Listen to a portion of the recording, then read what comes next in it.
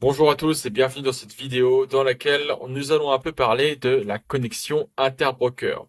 Donc pour cette vidéo, je vais prendre l'exemple de Rhythmic et de DXFeed qui sont les deux brokers principaux. Pour Rhythmic, je vais donc prendre le compte 76 que l'on a vu tout au long de cette série de vidéos.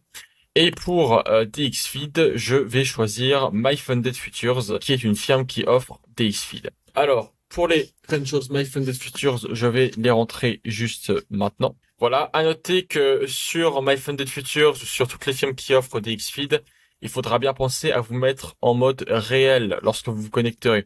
C'est-à-dire que là, pour cette interface ici, pensez bien à mettre le type de connexion réel, sinon la démo ne marchera pas. Une fois cela fait, je vais donc comme à mon habitude, enregistrer les utilisateurs. Je vais téléverser mes utilisateurs. Voilà, connecté, connecté. Donc là, tout est bon. Il ne reste plus qu'à aller dans liste des comptes et à aller ajouter un compte. Alors, comme leader, je vais sélectionner, disons, le compte rythmique. Tiens, donc je vais prendre le rythmique 65 comme leader. Et en follower, je vais prendre le 5716 qui est l'ID de mon compte sur MyFunded Futures.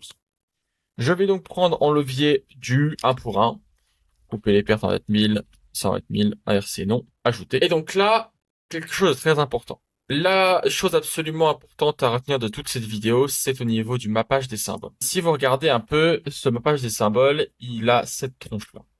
C'est extrêmement important que vous cliquiez sur auto-configurer et que vous enregistriez manuellement. Vous devez vérifier le mappage. Normalement, c'est fait, c'est-à-dire que normalement, j'aurais pu cliquer sur sauvegarder et ça aurait marché, mais il y a des, comment dire, des vérifications d'usage à faire, et celle-là, ça en fait partie. Pourquoi? Puisque, étant donné que ce sont deux brokers différents, les symboles sont différents. Vous voyez, par exemple, pour le S&P 500, il y en a un, c'est ES, et arrobas qui désigne ici eh bien le contrat. En l'occurrence, pour rythmique, le symbole entier, ce serait ESM5, puisqu'on se trouve dans le deuxième trimestre de l'année 2025. Alors que pour DXFeed, vous le voyez, c'est slash ES arrobase 2.x CME, donc X le nom de l'échange. Et le arrobase, faut le savoir, il est même pas pareil. C'est-à-dire que là, le arrobase il sera remplacé par M25, alors que sur Rhythmic, c'est M5. Donc vous voyez, c'est à la discrétion des brokers, en fait, la manière dont ils font la nomenclature. Et donc, c'est absolument vital que vous enregistriez le mappage, que vous le vérifiez par vous-même. Une fois que cela est fait, je vais cliquer sur enregistrer. Je vais cliquer sur enregistrer, hop, et je vais me rendre tout de suite dans Quantower. Alors, une fois dans Quantower, je vais m'assurer que mon compte est sélectionné. Et donc, j'ai placé mon ordre. Alors, première chose à dire, eh bien, c'est que l'ordre, il y en a qu'un seul ici. Pourquoi? Eh bien, tout simplement puisque Quantower n'est pas connecté à DXFeed. Quantower, il est connecté à mon compte rythmique, le 76. Donc, vous voyez ici toute l'importance de l'interface de Tor qui va me permettre, eh bien, d'aller dans position ici. Hop, position là, et de voir en ordre en cours que, effectivement, eh bien, mon ordre a bien été copié à la hauteur de 5258,25. Sans cette interface ici de Tor, je serais absolument incapable de voir si mon ordre a été pris correctement ou non. D'où l'importance, hein. Encore une fois, c'est vraiment extrêmement vital. Donc, je vais réduire cette fenêtre-là et je vais placer la fenêtre un peu mieux que ça. Voilà, donc j'ai calé à peu près l'interface de Tor dans Quantower.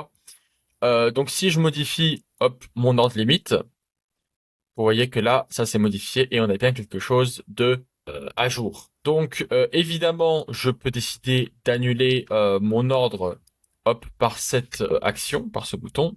Et dans ce cas, hop, je fais OK. Et là, mon ordre s'est annulé et toutes les ordres sont annulées ici. Donc vous voyez que ça fonctionne extrêmement bien. Et je peux même aller plus loin que ça en faisant par exemple de la copie inversée. Donc pour ça, j'ai juste à me rendre ici et à cliquer sur inverser. Ce qui est bien avec Tor, c'est que toutes les fonctionnalités que on a vues dans toutes les vidéos se combinent entre elles.